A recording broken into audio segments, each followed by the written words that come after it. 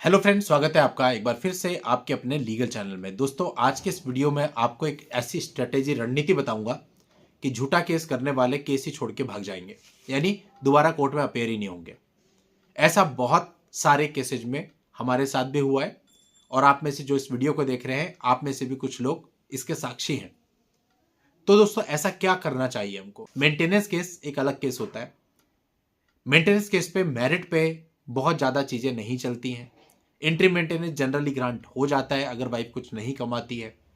जब आप क्रॉस भी करने जाते हो तो आपको बहुत लंबा क्रॉस नहीं करने दिया जाता। कहा जाता है तो समरी ट्रायल है, मेंटेनेंस का केस है, तो आप कुछ ही प्रश्न पूछ पाते हैं और उसके बाद आपका मौका खत्म हो जाता है।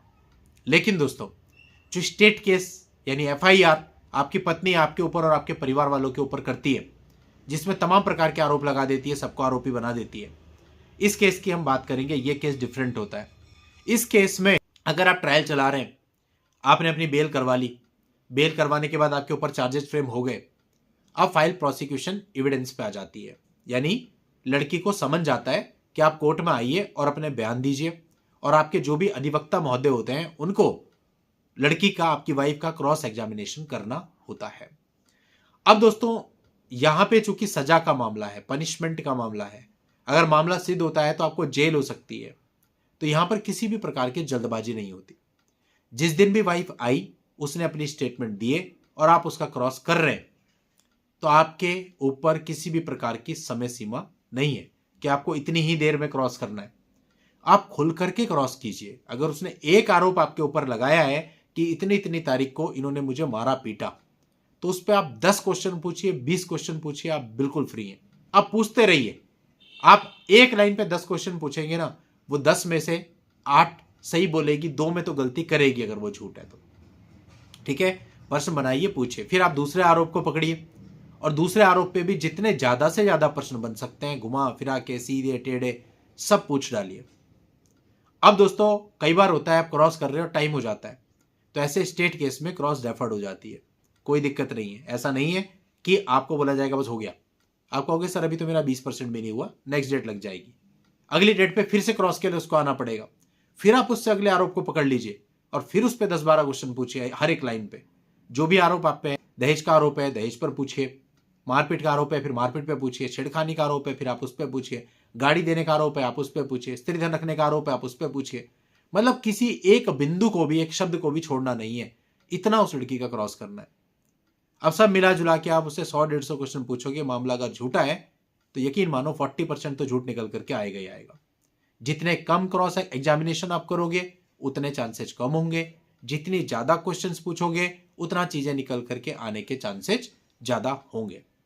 लेकिन इसके साथ एक और बात ध्यान रखनी है कि केवल क्वेश्चन पूछना ही समाधान नहीं है, उसके लिए एक स्ट्रेटेजी भी होनी चाहिए। कौन सा क्वेश्चन पहले पूछना है, कौन सा क्वेश्चन बाद में, क्योंकि जिस क्वेश्चन को आप पहले पूछते हो उसका आंसर आ जाता है, उस आंसर की लाइट में दूसरे क्वेश्चन पे गवाह फंसना चाहिए। ये स्ट्रेटेजी होती है। ये लॉयर की भूमिका है। यहां पे क्वेश्चन तो पूछने हैं, लेकिन ऐसे पूछने हैं कि हर क्वेश्चन में, नहीं तो हर दूसरे क्वेश्चन में, हर तीसरे क्वेश्चन में कहीं ना कहीं वो फंसे और गलत जवाब दे। और जब गवाह फंसता है, जब उसको समझ में नहीं आता क्या बोलना है, तो गवाह उस समय पे नर्वस होता है और इसका बेनिफिट आपको फिर आगे की पूरी क्रॉस में मिलता है। अगर वो नर्वस है, नर्वस होकर आंसर दे रहा है, तो आंसर ज्यादा गलत होंगे और आपके फेवर की चीजें निकल के आने के चांसेस बहुत ज्यादा बढ़ जाएंगे। तो दोस्तों, इस प्रकार से आप पत्नी की क्रॉस कीजिए। फिर 498 के मामलों में अधिकतर इंटरेस्टेड विटनेस होते हैं। पत्नी के भाई हो गए, पत्नी के पिताजी हो गए, माताजी हो गए, जीजाजी हो गए, बहन हो गई, ये सब लोग आते हैं। तो इनमें से जो कोई भी गवाही देने के लिए आए, सेम स्ट्रेटेजी आप सबके साथ अप्लाई कीजिए। उनसे भी आपको लॉट ऑफ द क्वेश्चंस पूछने हैं, जितने आप पूछ सकें, as much as you can पूछिए। कुछ ना कुछ निकल के आएगा। कॉन्ट्राडिक्शंस होंगे, कितना याद रख लेगा आदमी? आपको इवन खुद भी याद नहीं रहेगा कि अगर आपने 100-150 क्वेश्चन पत्नी से पूछे तो उनको कैसे याद रहेगा जो सेपरेट गवाह है। इसलिए आप दबा करके क्वेश्चन पूछिए। अब इतने सारे क्रॉस जब आप कर लेंगे 4-5 लोगों के, तो इसमें तमाम बातें झूठे निकल के आ जाएंगी, तमाम बातों में कॉन्ट्रडिक्शन निकल के आ जाएगा और चीजें आपके फेवर में हो जाएंगी। क्रॉस एग्जामिनेशन एक ऐसा पार्ट है कि पूरा का पूरा केस ही आपके फेवर में यहां पर हो जाता है। इवन कई बार तो क्रॉस करने के बाद हम लोग इतने आश्वस्त हो जाते हैं कि हम क्लाइंट को एक तरह से अपनी ओर से यह आश्वासन दे देते हैं कि भैया आप केस दे रहा है, अब कुछ नहीं होगा, इसमें क्रॉस कैंसिल हो नहीं सकती। है ना। तो इसलिए क्रॉस एग्जामिनेशन के टाइम पर ही आप कोशिश करिए कि पूरा का पूरा केस आपको अपने फेवर में निकाल लेना है। दोस्तों अगर आप इस प्रकार से चलते हैं ना तो 498A का झूठा केस जिसने किया है डर करके कोर्ट में ही आना बंद कर देते हैं। ऐसे कुछ मामले हमारे साथ हुए जहां पर क्रॉस में उनसे इतनी गड़बड़े हो गई, घर जाके पड़ा होगा, अगली डेट से कोर्ट पे आना बंद कर दिया, बाद में सेटलमेंट के लिए कहने लगे और कई मामलों में बिना पैसे के भी सेटलमेंट हुआ।